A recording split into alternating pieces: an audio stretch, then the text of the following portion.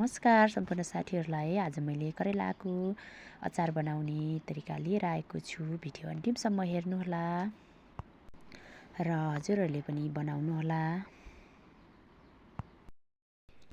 मैले करेला लिएको छु। अब यसलाई धोइ पखाली अनि यसलाई अब काट्छु। र काट्ने क्रममा तपाईहरुलाई कस्तो डिजाइनको मनपर्छ त्यही शेपमा काट्नुहोला। मैले चाहिँ यसरी काटेको छु र मैले करेला काटिसकेको छु। अब यसलाई यस्तै घाममा 1-2 घाम सुकाउँदा पनि हुन्छ पानी सुकाउनको लागि। तर मैले अलि छिटो गर्नको लागि नुन बेसार हालेर झोल निस्किन्छ, यो भित्रको पानी निस्किन्छ। अनि नुन र बेसारलाई मोल्छु अनि एकछिन 1-2 घण्टा यस्तै ढाकेर म राख्छु। अनि त्यसपछि 1-2 घण्टा ढाकेर राखेपछि यसमा धेरै पानी निस्केको हुन्छ। यो पानीलाई म टर्काउँछु।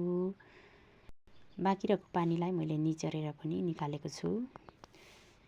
र मैले पानी तर्काइसकेपछि यसलाई 1-2 घण्टा घाममा सुकाउँछु। तर तपाईहरुले नसुकाएर पनि गराउन सक्नुहुन्छ। तर सुक्खा बनाएको राम्रो हुन्छ, त्यही भएर मैले घाममा सुकाउँछु।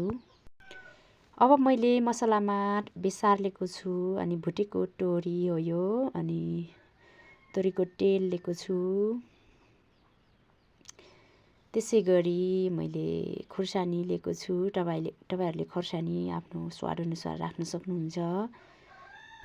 अब मैले करेलालाई 2 घण्टा जति घाममा सुकाएर यतिको सुक्खा भएको छ। यसमा अब म मसलाहरु मोल्न जान्छु। अनि मैले बेसारलाई मोल्छु। अनि अब अघि नै भुटेर राखेको तोरीलाई मोल्छु म।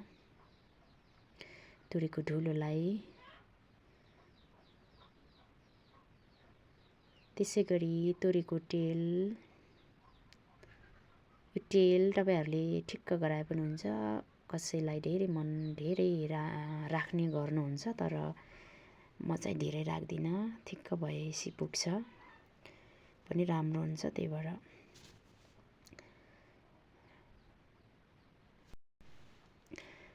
यसरी राम्रोसँग मोल्नु होला। नुन चाहिँ तपाईहरुले आफ्नो स्वाद अनुसार राख्न सक्नुहुन्छ।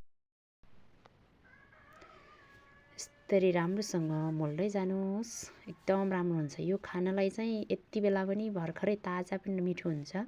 तर अलि हप्ता 10 दिनपछि खायो भने चाहिँ यो एकदम अमिलो अनि मिठो हुन्छ। तर खानलाई चाहिँ यति बेला नै रेडी भइसकेको छ। अब मैले खुर्सानी राख्न गइरहेको छु। यो खुर्सानी चाहिँ तपाईहरुले धुलो पनि राख्न सक्नुहुन्छ। आफ्नो स्वाद अनुसार राख्नु होला। कति आवश्यक पर्छ त्यही अनुसार। र मैले यिनीहरुलाई राम्रोसँग मसलासँग मोलिरहेको छु।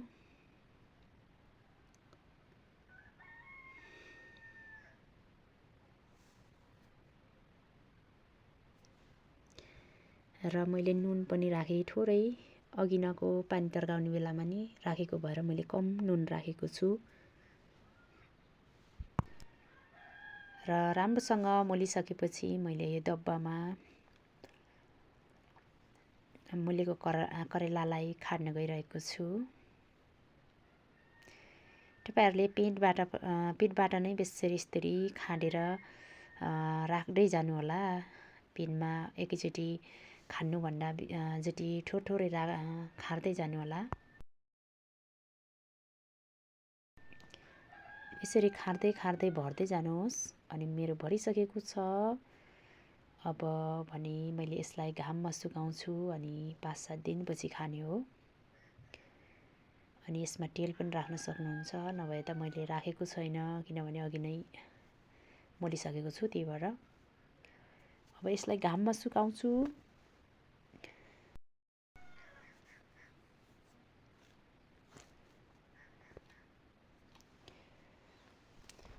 अब 5-6 दिनपछि खानलाई यो रेडी भइसकेको हुन्छ। र भिडियो अन्तिमसम्म हेर्नुभयो तपाईहरु सम्पूर्णलाई धेरै धन्यवाद।